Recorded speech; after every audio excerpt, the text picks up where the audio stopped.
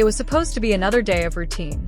Another morning where engines warmed under the same pale sky, where schedules were followed down to the minute, where professionalism erased emotion before it could surface. In places like this, circuits, stages, arenas built for extremes, normalcy is defined by repetition. Risk becomes familiar. Precision becomes habit. Silence becomes discipline. Nothing about the second day suggested disruption. No announcement echoed through the paddock. No crowd surged with expectation. Cameras were already rolling, as they always were, catching practiced movements and familiar faces. The environment was controlled, contained, predictable. And then something wasn't. Not loudly. Not obviously. Just enough to unsettle the rhythm. It wasn't in his expression. His face remained composed, focused, unreadable in the way only those long accustomed to scrutiny can manage. It wasn't in his posture, either. He walked the same way he always did. Measured, calm, deliberate.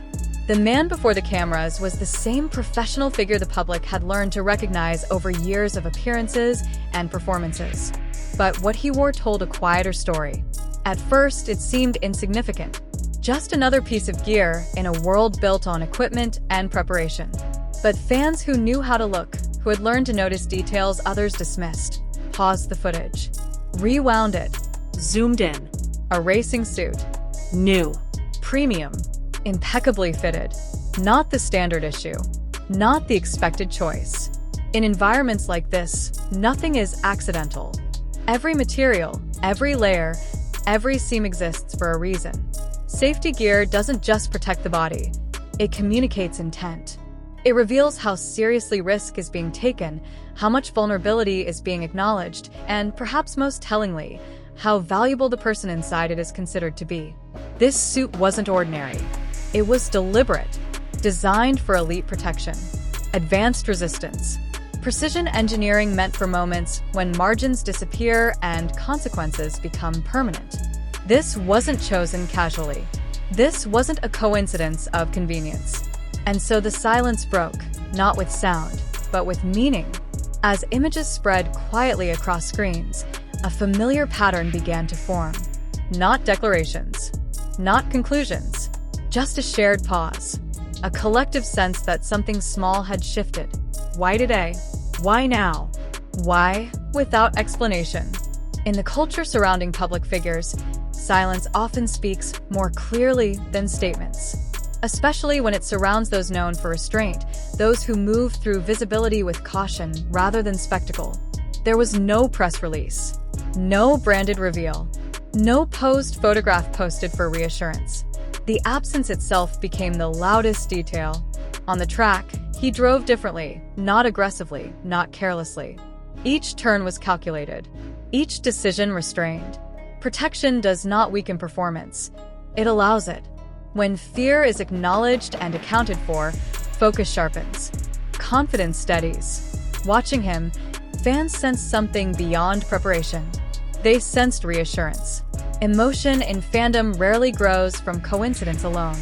It develops through memory, timing, and shared history, through moments stacked quietly over years, forming patterns that don't need explanation to be felt.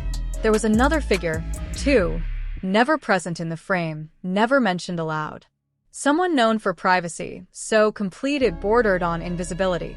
Someone whose support, when given, had always been subtle. Private. Almost deliberately untraceable. No gestures for the crowd. No symbols for public consumption. Just presence, felt rather than seen. The connection was never stated. It didn't need to be. It lived in the timing, in the choice, in the quiet precision of care expressed without witnesses. Fans didn't rush to name it. They didn't frame it as rumor or headline. They held it gently as a possibility. What if support doesn't require proof? What if concern doesn't need to be visible to be real? What if the most meaningful acts are the ones designed not to be noticed at all? The suit became something else entirely, not evidence, not confirmation, but a symbol of protection chosen without announcement, of attention given without credit, of care expressed where it mattered most, at the point of risk, not the point of applause. Behind the helmet, there was still a man, vulnerable, exposed to speed, to pressure, to consequence. The calm he carried wasn't empty. It was held, supported by something unseen. The day ended without incident. No victory celebration. No dramatic close. Engines cooled. Teams packed away equipment. Another practice session logged into records that would barely remember it. But the moment lingered. Fans replayed footage not out of obsession, but affection. They examined frames not to uncover scandal, but to understand feeling. Because sometimes the smallest changes reveal the deepest truths. When he removed his helmet, his expression was steady, focused, forward-looking. A man walking a path he understood well, aware of the danger, but not consumed by it. Somewhere beyond the cameras, beyond the analysis and interpretation, existed the possibility of quiet concern. Not as a statement, not as a performance, but as protection. In a world where support is often loud and visible, this felt different. Softer. More human. Whether coincidence or care, it asked nothing from the audience. It simply existed. And perhaps that's why it stayed. Because it reminded us that behind every public role is a private vulnerability. That in high-risk moments, someone might be thinking first not about recognition but safety, not about narrative but survival. The second day became more than routine. It became a reflection of how connection can exist without explanation, of how support can move unseen, of how silence can carry meaning deeper than words. The story didn't end. It wasn't meant to. It was left there unfinished, unresolved, resting in the space between what is shown and what is felt. And maybe the real question was never whether it was intentional. Maybe it's whether we're willing to accept that some bonds are never meant to be explained. Some truths live best in silence.